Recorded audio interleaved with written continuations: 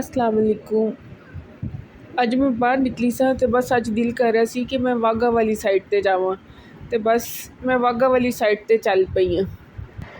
Wagah border ते मैं पहले भी कई दफ़ा आ चुकी हैं, लेकिन इत्थे आके पता नहीं क्यों एक अजीब जी खुशी महसूस होंदी है। यह खुशी की वजह यह हैगी है कि इत्थों अमृतसर सिर्फ 25 किलोमीटर के फासले ते हैगा। ਸਾਡੇ ਵੱਡੇ ਵੀ 1947 ਦੇ ਵਿੱਚ ਅੰਮ੍ਰਿਤਸਰ ਤੋਂ ਆਏ ਸਨ ਅਤੇ ਅਸੀਂ ਉਹਨਾਂ ਦੇ ਕੋਲੋਂ ਅੰਮ੍ਰਿਤਸਰ ਦੀਆਂ ਕਹਾਣੀਆਂ ਸੁਣ ਕੇ ਵੱਡੇ ਹੋਏ ਹਾਂ। ਸਾਡੇ ਵੱਡੇ ਸਾਰੀ ਉਮਰ ਮਾਨ ਸਿੰਘ ਦਾ ਕਟਰਾ ਅਤੇ ਮਹੱਲਾ ਸ਼ਰੀਫਪੁਰਾ ਨੂੰ ਯਾਦ ਕਰਦੇ ਰਹੇ। ਅਸੀਂ ਉੱਥੋਂ ਦੇ ਬਾਰੇ ਵਿੱਚ ਇਤਨੀਆਂ ਕਹਾਣੀਆਂ ਸੁਣੀਆਂ ਕਿ ਸਾਨੂੰ ਲੱਗਦਾ ਕਿ ਸਾਡੀ ਜੰਪਲ ਵੀ ਉੱਥੋਂ ਦੀ ਹੈਗੀ।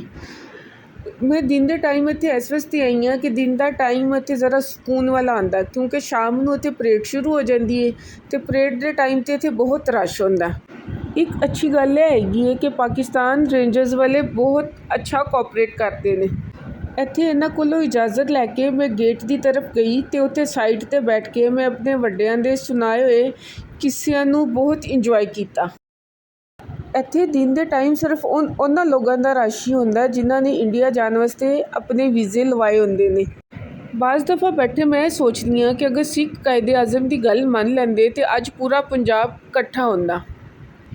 सिखां ने गल नहीं मनी तो जिंदी वजह तो पंजाब दो हिस्सों के तकसीम हो गया। इस तकसीम की वजह तो दुनिया की सब तो वड्डी माइग्रेशन पंजाब दे विच होई।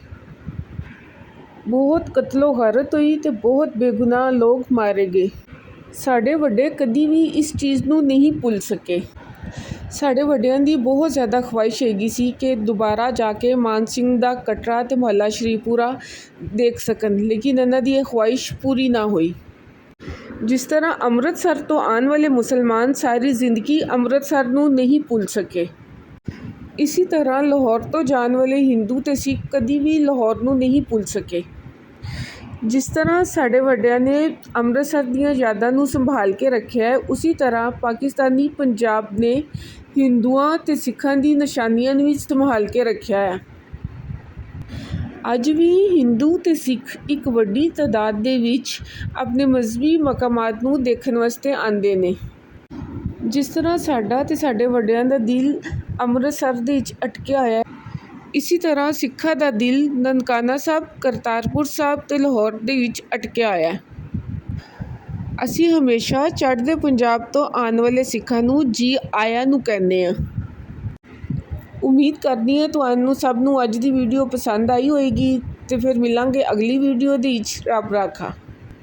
हसता रवे पंजाब, सदा वसता रवे पंजाब।